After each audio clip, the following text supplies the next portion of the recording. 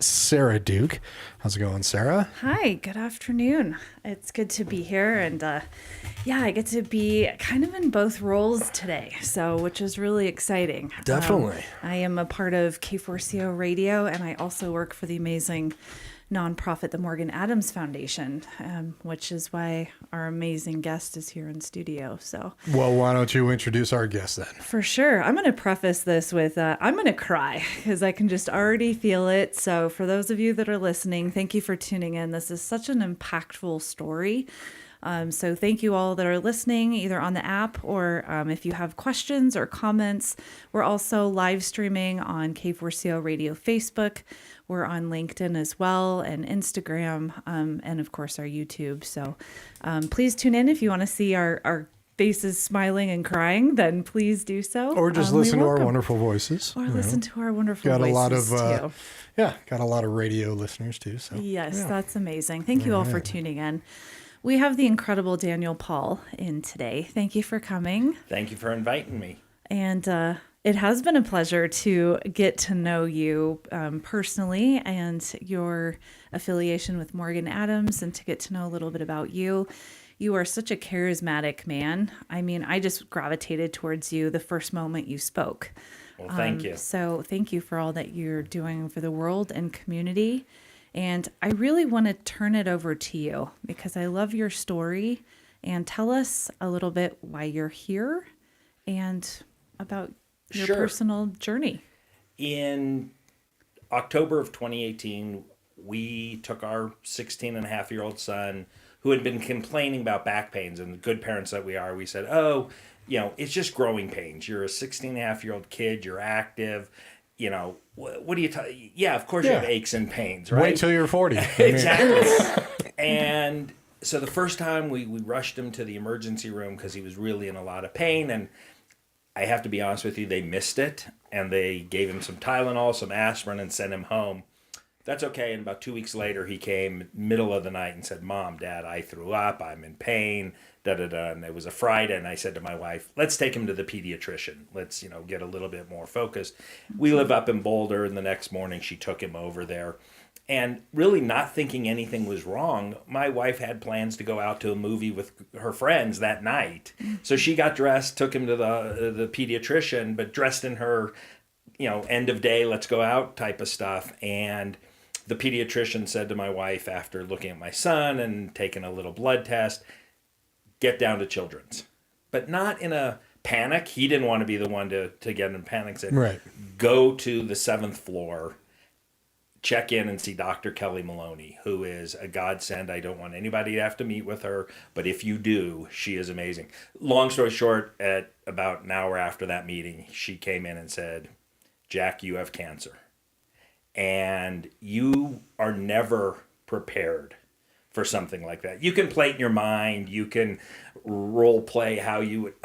You can't." And the way I describe it is, if you've never seen a roller coaster, and I tried to explain to you a roller coaster, and you'll loop, and you're like, "Oh, okay, that sounds great. I could handle that." You can't. And your world changes because cancer has such a weird connotation. Sure, some people get over it. Other people don't, and you don't know how to, and then it's your kid, and you're like, how am I going to cure you? How am I going to help you? How am I going to keep the family going? Because we have an older son and a younger daughter. So you go through all of those trials and tribulations, and they don't let you leave the hospital. They admitted him that day, went into a room, barraged us with papers, and, here's your course of action. And that went on for 5.5 years. Jack fought valiantly for 5.5 years. He would get to the point, like, we would book morning appointments for him just so that we could get it going. And I would go wake him up, and he'd be like, "Dad, I've got an idea. You go to the hospital, you get the treatments, and just report back to me how it goes." But he was an amazing patient. I hate to say it. He was courageous. He did what they asked of him. He had 2 CAR T-cell treatments. He did, I think, 107 chemo treatments. He had bone marrow aspirates. You name it, he did it all. And always with a okay, we're going to beat this, until he didn't. And, it got to the point that he got every side effect the doctors ever warned us about. You see those ads on TV. It's like, oh, you might get this, and this. Well, in this case, Jack, they'd say, okay, you're going to get this allergic reaction, but only 1% get that. He got it. So, with his bone marrow transplant, with his brother as his donors, a great match. He got something called graft versus host disease. And it's basically the body saying, hey, I'm not taking these cells. And it got to the point that the doctor said, and we knew this was a possibility, we can't do anything. It's over. Like, now it goes into comfort care. And that you're not prepared for. Right. Providing comfort care for your kid. You don't know. So we are lucky that we got to say goodbye to him. We got to spend time with him. We got to joke with him, got to cry with him. But it is a surreal thing. And so that was about a year ago. And we had known about Morgan Adams for a while, but we were in a shell. And then as we came out of it, we're like, okay, in Jack's honor, we got to go make sure no other family goes through this. Right. And I joke, and I've told the oncologists, I told the Morgan Adams people, my goal is to put them out of business. I would love to see the 7th floor of Children's Hospital close doors and become a farmer's market. Like, that is the goal. And it's a lofty one, and I don't know if we'll ever get there, but that's what our mission is. And if you're not familiar with the Morgan Adams Foundation, it's about 25 plus years old, created in honor of a little girl who had a brain tumor and passed from a brain tumor. And instead of sitting back and just saying, oh, woe is me, the parents started an organization to really look into brain tumors and brain cancers and those type of things. And it's morphed now. They are working with Will Strong, which is a leukemia organization, to really understand leukemia and how can we do more research. And the bottom line is pediatric cancer doesn't get enough money to do research from the federal government. No, and it's really frustrating. Only 4% of the cancer budget goes towards pediatric, and you can't say, oh, this worked on an adult, so we'll just do it for a kid. Exactly. It doesn't work that way. Same way that it took them so long to realize, like, oh, medicine for women needs to be different than medicine for men in a lot of cases. But now the kids suffer from it. And luckily, because of some of the advances through Morgan Adams, we're starting to see really good research that's leading to different outcomes because of stuff that they've done. And this isn't stuff that happens overnight. You don't mix a little cell here and a little cell there and it changes. It takes years and it takes studies and you have to study on people. Yes, there's rats and all that, but at certain points you have to get to people. And so we have to advocate for that sort of research. So it's for kids. And Jack always used to laugh because if you've ever go into Children's Hospital, there's bright colors and there's a lot happening. And occasionally you'd have to go to the adult hospital for a treatment. And that has cream-colored walls and it's brown horrible. walls. Yeah. And he would always say, Dad, if I ever get cancer as an adult, I'm not taking treatment. I'm not going to be in there. And if you ever deal with the nurses at Children's Hospital, they are angels sent from heaven. And I think on the cancer floor, they're even more robust in just how they have to deal with that. And so it's just, by aligning with Morgan Adams and doing what we're doing, it's trying to raise money for pediatric cancer research. In our particular case, what we're really focused on is how to better understand graft versus host disease, because there's a lot going on all the other things, but how do we get it so that another family doesn't have to go through this? Or if they see graft versus host coming on in a patient, what can they do to prevent it? And how can they predict it even, with medicine? If it's predictive, okay, here's what we need to be aware of. So that's really what got us into the journey that we're on, and what we're trying to do is just better the world and get rid of pediatric cancer. And you've gone through this firsthand, for 5 years. So for me, say, I don't know anything about it. So for me as, just completely say a 6-year-old, tell me again, what is graft versus host? So as best as I can understand it, I'm not a medical well, a medical doctor would say stuff I'm like, I don't know. Yeah. So I want to hear from you. So basically what it gets down to is Jack's bone marrow, which was continually, no matter what they did, was continually to create leukemia cells.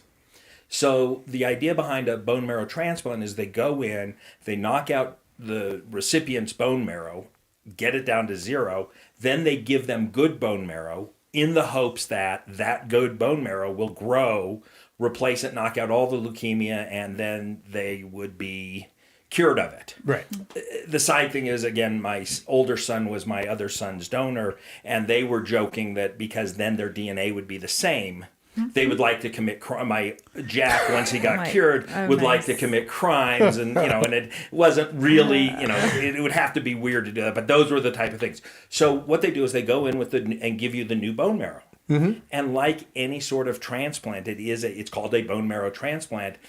The body rejects it, and that's what graft versus host means. Is it just didn't accept the new cells the way in which we wanted. That's very. And if there's medical professionals, you call me up and tell me I got it all wrong. Well, that was a pretty good description. Yeah, and it's the body fighting each other. And again, it gets to the point that you kind of hope that a little bit happens because then it says that the body's doing the right thing. But in Jack's case, it just went overboard. Right. And he just couldn't beat it. It's very common, when you receive a transplant of any kind. I thank you for getting to, the cancer part. I wanted to rewind a little bit, if that's okay. Absolutely.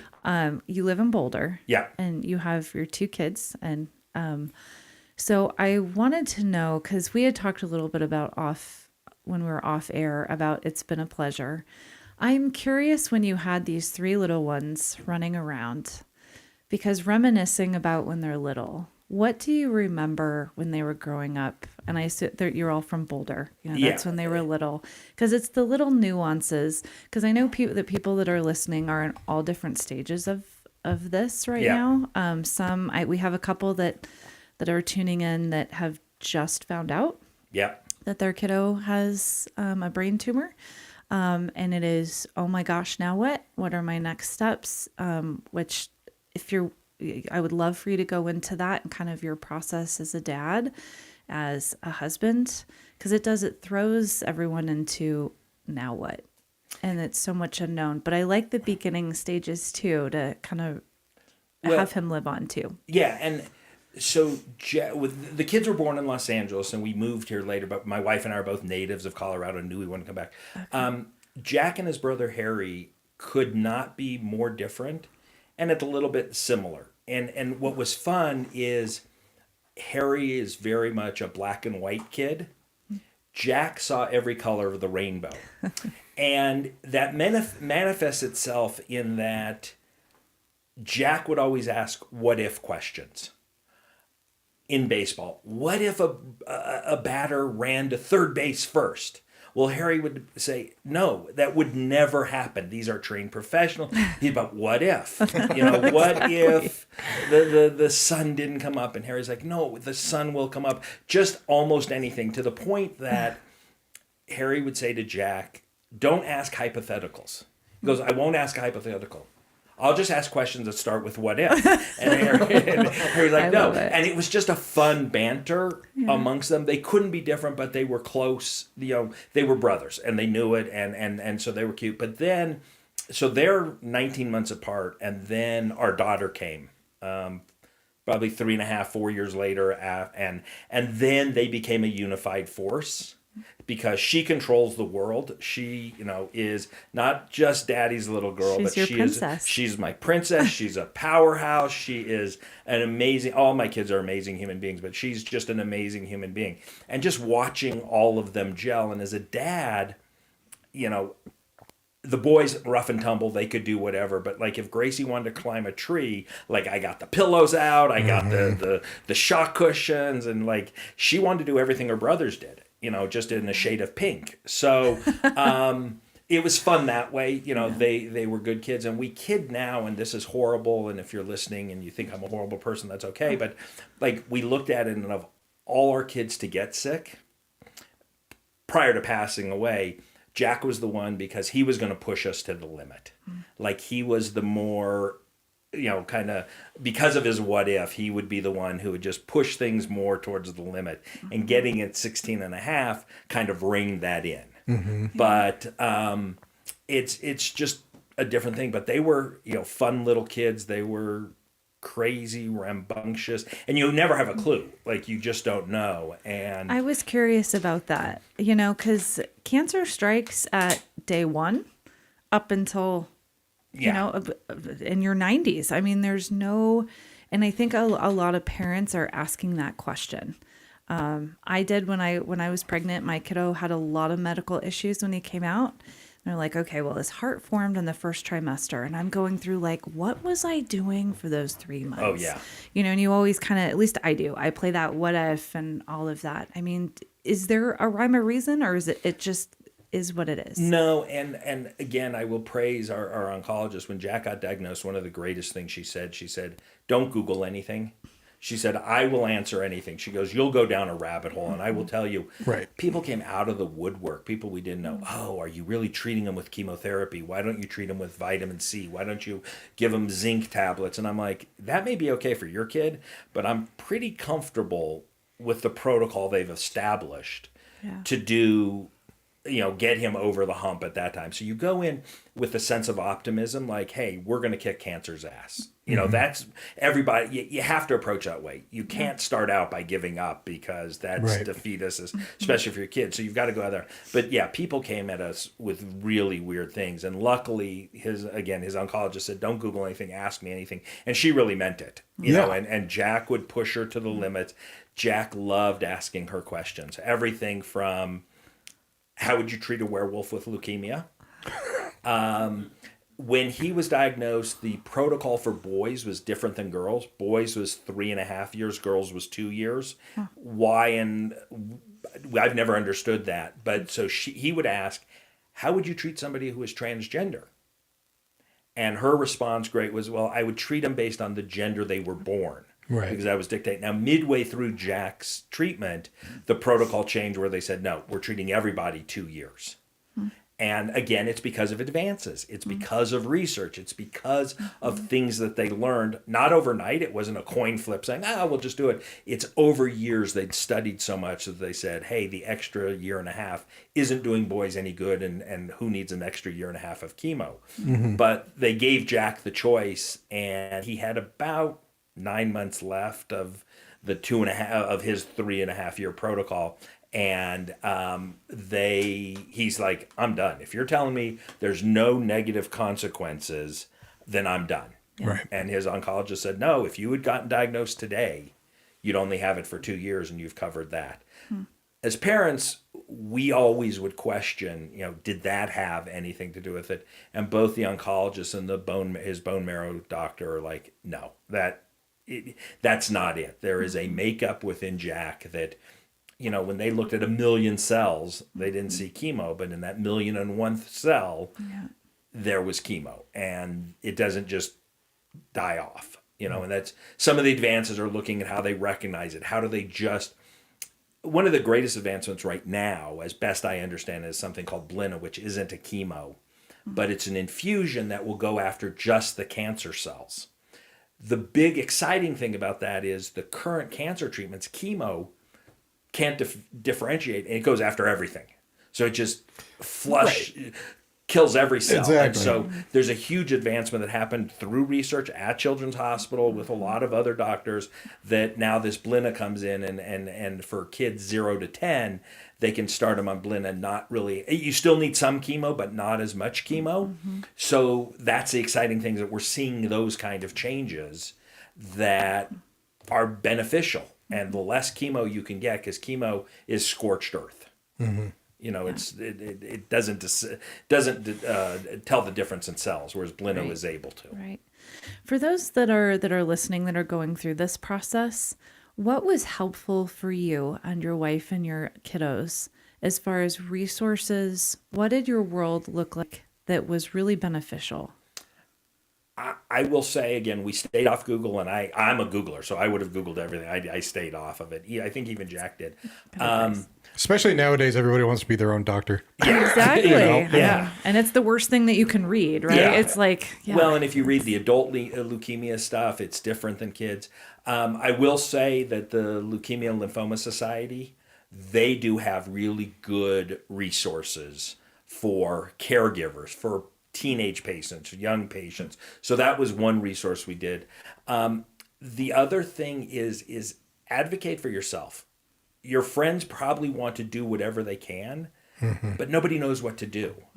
Stand up for yourself. You know what? And it worked for us, and maybe that's the friends we have. Like, we need dinner. Like, we're coming back from the hospital at 8 o'clock tonight. Harry and Gracie haven't been fed. Hey, we need dinner tonight. Or we need somebody to run Gracie to dance, or we need space. The other thing is, it's kind of like with pregnancy. I don't need to hear other stories, Yeah. both positive and negative. And I tell my story all the time, and you don't have to listen, but everybody's journey is different. And, true. I try to be more on the listening side if people want to know about my journey and people ask, but it's really advocate for yourself. And I will say it here, so it's on the record. I have the most wonderful wife in the world, and we never really discussed it. We just knew we had to fight together to support the family, to support Jack, to create as minimal interruptions as possible, and bring your partner in. And sadly, lots of kids who get leukemia, who pass from cancer, families end up in divorce. I mean, it happens. And I will tell you, on his deathbed, Jack looked at me and my wife when the doctor left the room and said, there's nothing left to do. He looked at us and said, do not get divorced. So that worked out for me, because I'm not leaving my wife, but it canceled her out. And there was no reason for him to think it. My wife and I think we have a wonderful relationship, and Jack would see that. Right. But, Jack would hear these stories and see these things, and he didn't want that. And he told us, live our life for Jack and for Harry and Gracie. Like, he wanted us to continue on as a family. So circling back, long-winded to your aunt, is advocate for yourself. Everybody's going to go through it differently. It's okay to be mad. It's okay to be pissed. One day I called my sister-in-law, who is a marvelous person, and I just screamed at her. She didn't say a word. She listened. And there's not a lot I needed to hear. I just needed an outlet. And so, again, advocate for yourself. Know who you can talk to. Don't give up on taking care of yourself. Go for a walk. Go do something, because you could go off the deep end, and especially with a teenage kid, it would drive them crazy. Right. We got to the point when he first got diagnosed, I would sleep at the hospital. And it got to the point when he was like 17, 18, he's like, Dad, I don't need you to sleep at the hospital. I had to get over my nerves of like, oh, what if something, but we'd show up the next morning and stuff like that. But he got to that point. So, if they're older, let your kid advocate for themselves. Bring them into it. It's happening to them. If they're younger, my wife and I always wonder what would happen, because you've got to have a port, and you might have tubes and all of these things, and they're fun to pull at. And I really have a lot of respect for the families that have younger kids, because that just becomes a full-time job, because you don't want them pulling at their port or the Blina cords. And so that's what I would, really look at, is communication. It's very good advice. Always have an advocate. I'm very, in any situation, if you are sick, or have any health thing. Sorry, I told you I would cry. And it's very good advice to take care of yourself. Yeah. I think anytime you have a loved one that is hurting, and I lost myself for a long time. And because your whole world becomes focused on one person or one thing, you need to write a book. Well, especially as a parent, because all you want to do is make things better. Exactly. And when they get a cold, look, I didn't like my kids having a cold, Right. so this was not a cold. Yeah. It wasn't just a Kleenex under the nose. So you just really have to, take care of yourself. You have to take care of your partner. You've got to be a family. You want to go on, and that's hard. Yeah. And you just again, you have to take care of yourself. No, it's amazing. Jack had a lot of wisdom, it Yeah. sounds like. I love the inquisitive, the very open, and my brain doesn't think like that. I'm very much more black and white. And so my kiddo's the same. It's like, what if? And what if all the planets decided to fall off this, radar? I'm like, I don't know, but I do Google that. Yeah. So Well, it's funny. There are times when I as use a it. tribute to Jack, my wife got a tattoo on her wrist that says "What if," and my son has, it has been a pleasure on his arm, and my daughter has a heart with the orange ribbon on her arm, and I'm yet to get a tattoo to memorialize it. I just can't find the right thing. Okay. And I'm not totally in a different tangent. I'm not anti-tattoo. I love tattoos, but it's going to be permanent, and it will be for Jack. And so I've got to find What the moves. right thing. The right slope. Completely. Right. And Yeah. only you will know that. Yeah, exactly. And I love the website. It has been a pleasure.com. Because that was his saying. Yes. So for those of you, definitely write this down. It has been a pleasure.com. If you want to get involved and know more about the story, if you want to donate to help kiddos with cancer, to me, I can't imagine a better cause. Like you said, it's between 4 to 8% of funding goes to children. Hence why I'm sitting here. That was a big pull for me. And I thought there's such an underserved population. And these are our innocent kiddos going through this. It needs to change. Well, in a different number, every day in the U.S., 47 children are diagnosed with cancer in the U.S. alone. And if you need to source it, National Institute of Cancer, go look at it, and so that's the other thing that motivates me. We got that message, and it is devastating, and you never get over it. And just think about it. If you're looking at a high school class, there might be 1,000 kids, 2,000 kids. One of them probably will end up with cancer. Right. Let's go prevent that. And that's what we're doing, to raise the research. But, the number that really hits me all the time is the 47 kids every single day will be on the receiving end of that message. Yeah, I hear you. Yeah. And tell our listeners about It Has Been a Pleasure and why that is impactful. So the website, It Has Been a Pleasure. You'll see on there a picture of Harry's arm with the tattoo. Jack didn't have a lot of patience at restaurants or with things that he didn't like. And as he was going through his treatment, if he was done, particularly at a restaurant or somewhere, he would just look and say, well, it has been a pleasure. And that was the sign to get up and get out. And I would sometimes have to say, Jack, I haven't even gotten the check. But, my wife and kids, they would start to mosey out, and I'd chase down the server and get the check. But that was his sign to get going. And for us now, even with the family, it's a memory point. It's a laughter. We'll be places, and Harry may not want to be there, and he'll be like, well, it has been a pleasure. Or we'll be at a family dinner, and okay, it has been a pleasure. And it's just everybody hones in on it. And it's seminal, and the tattoo that Harry has on his arm is in Jack's handwriting. So it makes it even more special, and we carry that with us. But that really just summed up his personality. He wasn't going to wait around. He'd love a buffet. He you could pay, get done, go. You didn't have to wait. Right. But that was his calling card, and he used it as frequently as he wanted. Well, I love it. Those little nuances, they seem so simple, and they're so impactful. Yeah. And we have definitely adopted that with the Morgan Adams Foundation. Truly, after every meeting, it doesn't matter, and we all get up and go, it's been a pleasure. It's we are very done and moving on. Exactly. So. Yeah, it's direct and to the point, and I just have all these visions of many restaurants, many places where we've been with Jack, of just him looking up, it's been a pleasure. He was done. Yeah. And it didn't always matter if everybody else at the table was done. He was done.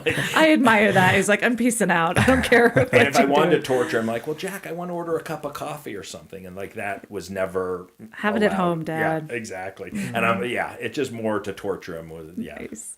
And so you actually found Morgan Adams after he passed? No, Or before. before. Okay. Morgan Adams is in a marvelous organization, great people there.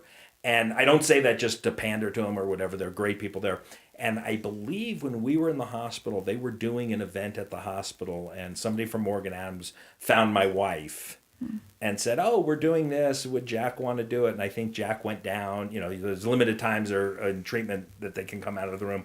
Went down and did it. We befriended her, and then she said, "Oh, and we're having this big car show at Centennial Airport. Would you want to be at it?" And we said, "Jack, do you want to go?" And he's like, "Sure." And unfortunately, the first year he got sick, so he couldn't go. But we went and had a great time, and so it's become.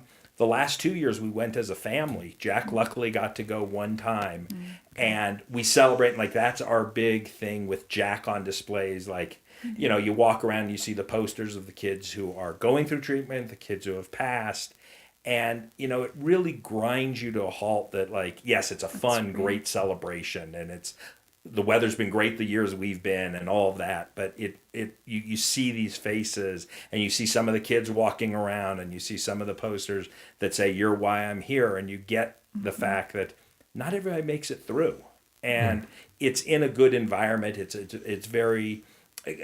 Joan is wonderful, the executive director of Morgan Adams, because it's never dire. It's not. It's to me, it's celebratory. We have a mission, and we want to stamp out cancer. She may not put it that way, but it's like, how do we get more research into cancer, pediatric cancer? And so it's not doom and gloom. It's, hey, we're celebrating those we can celebrate. We're honoring those we need to honor, but we're going to raise funds for pediatric cancer, and that is the foundation of it. So we got invited to it and said, "Oh, this is a lot of fun," and are part of it. And so then, once Jack passed, Claudia Menyantis from Willstrong, who is doing who's director of leukemia programs at Morgan Adams, is a very, very wise woman. Right after Jack passed, we talked, and her son had passed, and she said, "Don't start your own nonprofit." Where when you lose a kid to cancer, you think that's what you want to do. A lot of people think, okay, I'm going to go fight this on my own, and she said to me very wisely, "Don't start your own 501c3, a nonprofit." And I be honest, I was thinking about it. She said, "Don't do it. It's all this." And then I talked to my son, who's very wise on nonprofits. He said, "No, the paperwork's a hassle, all of that." And I had a conversation with Joan and talked to the team there and said, "Look, I'd like to raise money specifically for Jack stuff, but also for pediatric cancer. Can I partner with Morgan Adams and use their nonprofit and machinery, that they are a great organization, to just raise funds so I don't have to recreate it?" And they welcomed me with open arms. Claudia welcomed me with open arms, the whole team. And that's how we got involved, and that's how we work with them. And I think probably about 50% of my day now is just brainstorming ideas of who I could reach out to for money, how I could go raise money, how I could create awareness.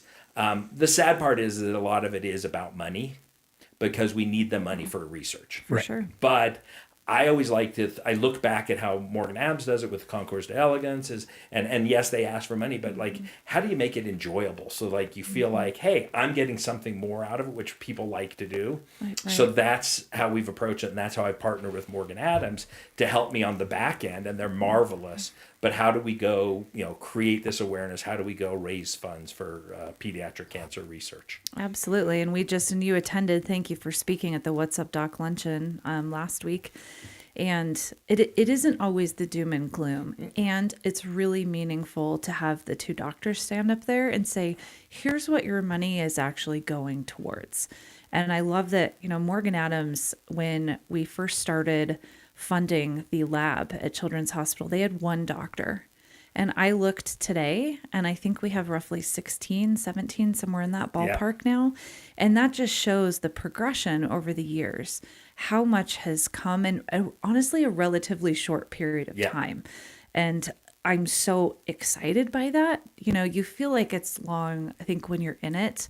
But I mean, they can do surgeries now when they're in utero, which I find absolutely insanely fascinating. And so to find all of these different remedies, if you will, like the immunotherapies. And so to have the doctor stand up there, and I always say, high level, please, because I can't get into the weeds. But you say, this is what your money is actually funding, which is like you say, which I love. I want them out of business. Yeah, I want to eradicate cancer across the board. I would be thrilled if Yeah. this was no longer on the table, because it's, you want your family and especially kiddos to be healthy and safe. Like that. Absolutely. Is- And at the is it. what's up, doc, when you see the doctors talking, you see the excitement in them for things that they're doing and where it's leading. They may not be there yet, and they think they might see a roadmap that they're going to exploit, but you see their general excitement of, look what we've done. 3 years ago, 5 years ago, it looked like this, and today it looks like this, which means it could look like this in the future. And if it looks like this in the future, then this is what this means. Isolating something down to the cell level, or knowing how a cell's going to react with this, or how to reprogram a cell to fight the cancer, or not let the cancer adhere to it. Those are powerful things, and you see them in the lab every day, but their excitement that comes with it, truly, kind of like, having been on the other side, makes me excited. Right. Like they're working their asses off to make this not as consequential as it is. And that's great to see their excitement that they're showing up every day to do this, and that they're able to recruit other young doctors to come in and do this, and other researchers to do this. It makes me laugh. Dr. Kohler, who was Jack's bone marrow doctor, I remember Jack used to tease him because he's also a researcher, and he's researching bone marrow and all those things. And they do a lot of testing on rats. And I remember Jack would ask, "Do you name your rats?" And no, he didn't. I asked the same question. He didn't, but it was just that it never crossed my mind. But Jack asked him, and it stopped Dr. Kohler. No, Jack, I really haven't. But then it provoked questions of like, well, Dr. How do you give them the cancer? How do you, all of the things that go through the research. But again, looking at them with their excitement is thrilling. The other thing, I did talk to Dr. O'Brien, who's at Children's and does a lot of leukemia stuff. One of the mini crusades I'm on as well is getting over the idea that acute lymphoblastic leukemia, or ALL, is oftentimes referred to as the good cancer. I'm with you. I don't And want to hear it. ALL is the most common cancer for 0 to 19. God bless them, through the research that's happened for years and years and will continue, it is the most curable. They have very high cure rates. Right. It didn't work for us. So that number, and oftentimes our doctors didn't, but you hear this, oh, you've got ALL. Well, that's the good cancer because they have enough cures. No, until it's 100%, Till it's cured? until it's cured and gone. So that's one of the other things, is really getting away from people, because I think if people think, oh, that's the good cancer or you'll recover, people won't fund it, right? Right. And so for me, it's really important that I don't care what stage of life, if you're an 80-year-old man or you're a 2-month-old infant, Right. there's no good cancer. Exactly. And not to denigrate and say that there is just isn't right. I Right. agree, and it's to set honestly appropriate expectations. I agree. There's no good cancer in my world. No. I mean, if you are told no matter what your kid has, it's going to affect their health. Yeah. Right. So, I mean, you're always going to look at what can we do, and you never know the outcome. So I think to set the expectations for a parent, yes, you want to be optimistic and hopeful, of course, and to not be like, oh, you got this in the bag. Well, and even with chemo and other cancer treatments, life after treatment always is a worry on the parent. Hopefully the kid gets over and goes and runs and lives their life to the fullest. But quite honestly, their system has been so ravaged that they don't live as long. Typically, they do have health related issues and stuff like that. And as a parent, you have a constant worry. Right. So Jack was able to ring the bell once, got into remission, rang the bell, and we thought, okay, it's behind him. Yeah. It didn't make it any easier for my wife and myself. He was off in college at the time, so that was great. But, any cough, any bruise, oh, I'm tired. And it did get to the point that he called us and he said, my legs are bothering me.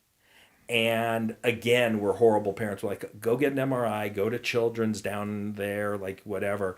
And it wasn't getting better. And his legs, he said, were getting heavier. And finally, we took him in to see his oncology team at Children's in Aurora. And they came back and said, Jack, you're relapsing. And this was almost a year after ringing the bell. And so, we lived a year of just that worry, and then it happened again. And so you start over, and so, it's the gift that keeps giving, both to the parents and to the kids. Right. For sure. Another thing, just why, to even echo further of why the funding is so important. And you might know this better. So I'm going to tell you what I've heard, and you can correct me when I'm wrong, Yeah. is they consider you kind of cancer-free after 5 years, Yep. which I do not understand at all. I mean, these kiddos, I love where the research is now. They are coming up with immunotherapies, different drugs and resources, sometimes in parallel to the radiation and chemo.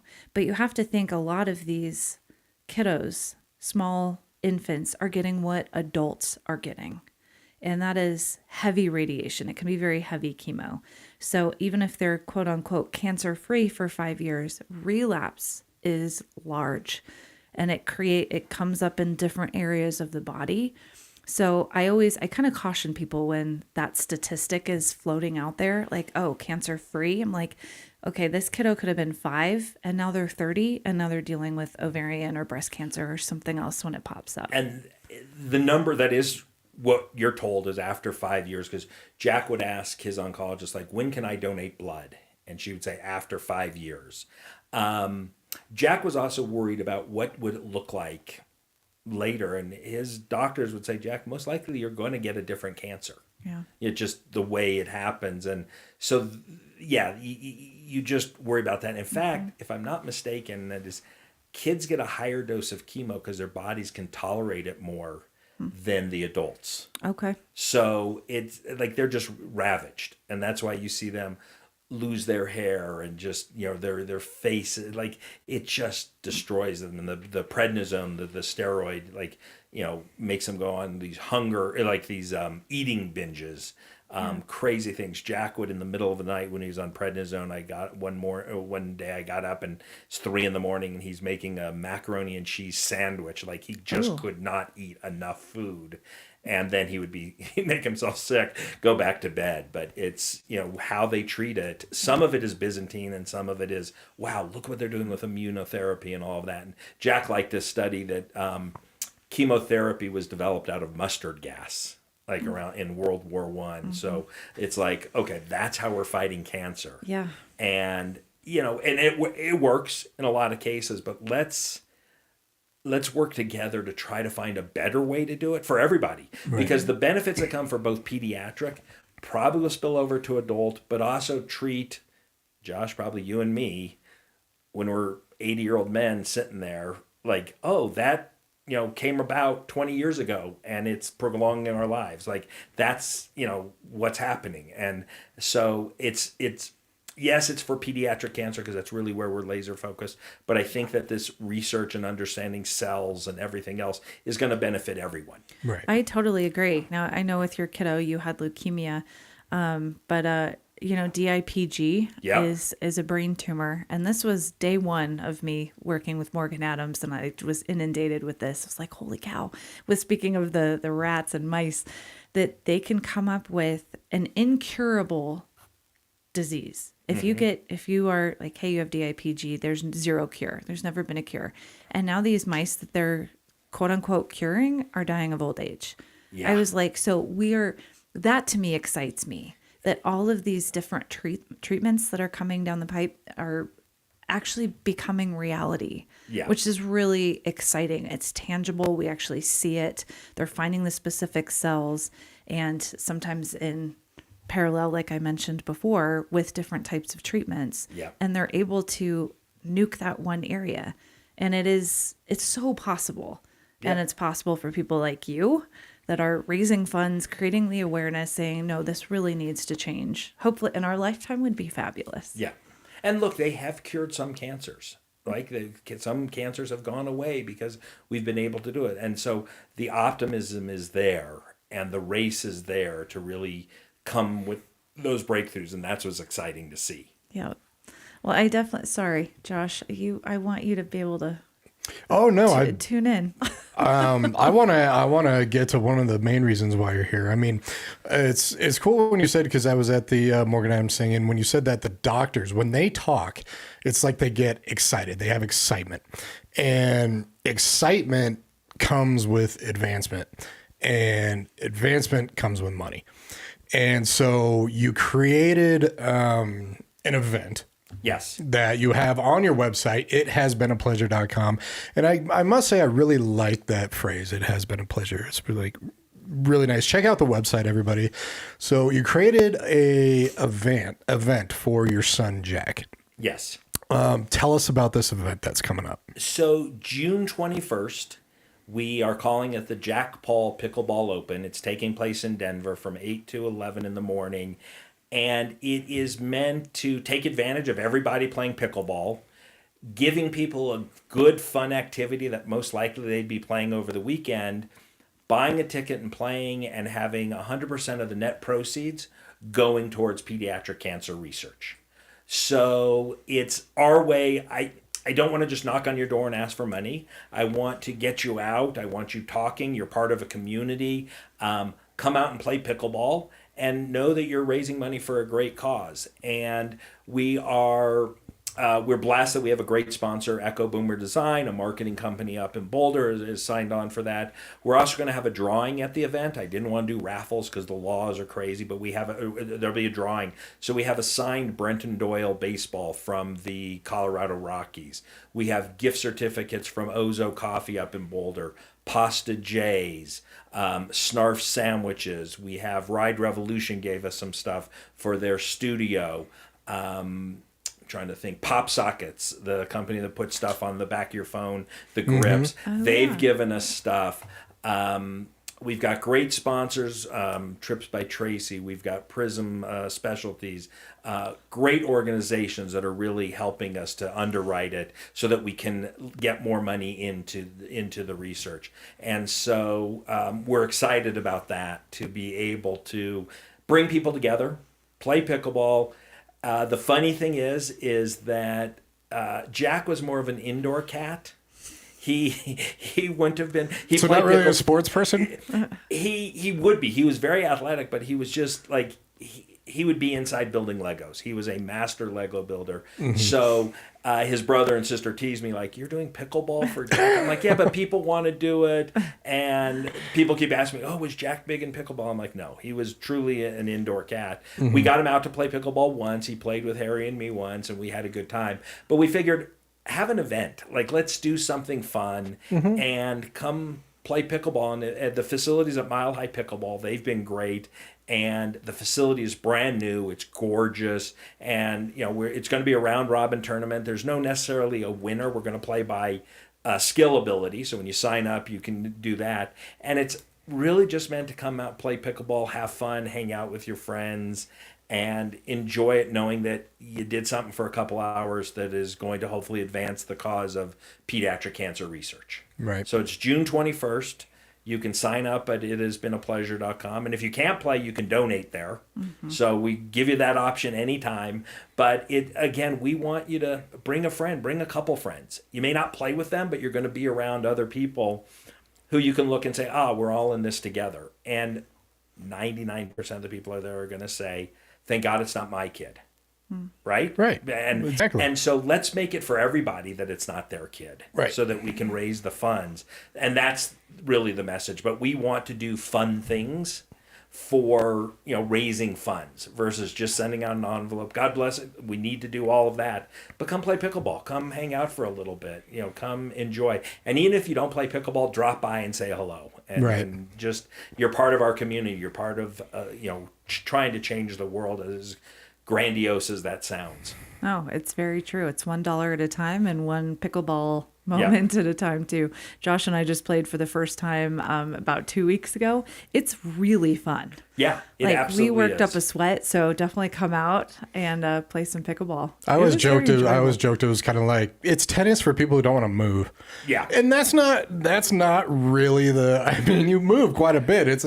I developed a little bit of a sweat. So Yeah, well, and it's interesting. I think if you look at totally unrelated, and I'm not raising funds for pickleball injuries, but it's leading to a lot of injuries because you can trip over the ball, you can trip in different ways, and you see all of that, and it's attracting an older audience and getting them active. And it's interesting. I went to Mile High Pickleball one day, like on a Thursday, and it was packed. Yeah. And it was great to see people just getting out and doing it's things. exploding. It's exploded. It's crazy. And the nice thing with Mile High Pickleball is not only is it brand new and it's gorgeous and very well maintained, but it's indoors. Because Right. I was trying to plan an event, planning an event in Colorado in Outdoors the summer. is yeah. You might have snow, you might have rain, Yep. gale force winds. And luckily, when I found them, they're like, "Oh yeah, we're indoor," and I'm like, "Oh, that makes it even better." So really, rain or shine, it's taking place. And so to me, that was a fun element to it. So Right. yeah, we're very excited to really, hopefully, get a lot of people to come out and play. And really, it's meant to have fun. If Yeah. you're a hardcore pickleball person and thinking this is the U.S. Open or your Wimbledon, maybe just send us a check. But if you're there to play and have fun and see Nice. friends, that's what we want it to be. Okay. I charge you people listening, do both. Go to ithasbeenapleasure.com. Donate truly what you can. The amount of research that is continuing right now and that we need, give what you can and come and play pickleball. Yeah. So again, it is Saturday, June 21st from 8 till 11 a.m. at Mile High Pickleball, which is 3700 Havana Street in Denver. And good for you to remember all your sponsors. That was really impressive. Yeah. They're making us click, and That's wonderful. it's nice to see people rally behind us. Of course, we have such a great community. I mean, Josh and I are both natives here to Colorado, and the amount of people that give and contribute, truly. I mean, we have I think I forget what number we are in nonprofits, but we have so many because we have so many people that want to give. Oh, Yeah. almost And- 30,000. Yeah, Nonprofits in Colorado. So, and it's amazing, and it's so needed. And Yeah. we have a great community. So it has been a pleasure.com. Go and check it out. Donate now. Sign up to play some pickleball. Bring some of your friends and whip up on them a little bit and have a good sweat. I have to say, I don't remember who won out of the two of us. You did. Okay, good. I wanted him to say it, not Exactly. me. We'll be there. Perfect. We will be there, definitely. Well, thank you for coming in. Thank you for letting me It's- share my story and Oh, for try sure. to encourage others to get involved. And that's really what we want, involvement. If it's not pickleball, if it's not leukemic, my bias is pediatric cancer, but there's a lot to be done. And even if, maybe Morgan Adams gets mad at me, you want to volunteer, if you've got something that you can give, I'm sure there's a way that we can find a way to put it to good use. I And, totally agree. We and- talked about that today. and that's what we want, like involvement. That we need awareness, we need involvement, we need money. We just need people to say enough is enough. 47 kids every day doesn't need to happen. Exactly. And for those of you that don't have the funds, go tell 5 people that you heard this today Yeah. and say, this is really important. Get involved in any way that you possibly can. What happened was a phenomenon to me is What's Up Doc. I invited some people who had never heard of pediatric cancer or Morgan Adams Foundation. And I've had 3 or 4 people reach out to me saying, I now have a niece who is just diagnosed, or my dad is going through this form of, it is so widespread. And to have the resources that Morgan Adams does and other resources, other nonprofits, is why we're here. Yeah. It's to help people get through a very tough journey to make it not so tough. Yeah. So please, if you can contribute, come play pickleball, donate, do what you can, go tell your neighbor, go tell your friends, and say, this is something that we need to get behind. Because the truth is like you said, 1 out of 47 kids every day in the U.S. is diagnosed.